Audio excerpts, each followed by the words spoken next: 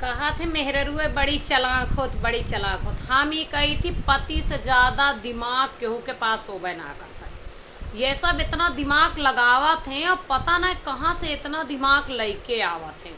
हम तो सोच सोच के परेशान हो जाई थी।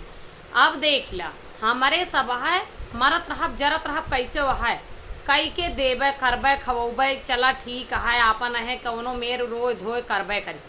लेकिन इनका सबका देखा कि जब तक इनके कौनो बड़ी गर्ज न फंसे तब तक तोहरे कामे ना आई हैं। दिमाग इनका एक जगह अंदाज सकत जात है। जब अगर ये ऑफिस से लौट के आवे और कह दे कि हे ये पास के मंदिर तक हमारे साथे चला चला, तुरंत कहीं हम बहुत थका ही बहुत हारा ही हमरे हिम्मत ना है, हमसे बोला ना जाता है, हमरे बस का कुछ ना है, हमें बिल्कुल बैठे दे आराम कर दे।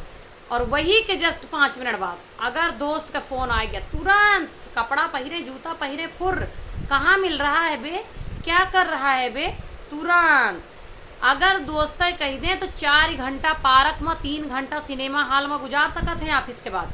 लेकिन अगर मेहरारू कह दे कि हे सुनत हा तनी ही बजरिया तक चलते बहुत ज़रूरी सामान लावे का है, चाहे बीमार ही रहा है मरत ही रहा है दवाई लावे को कह दिए हमारे समय ना है।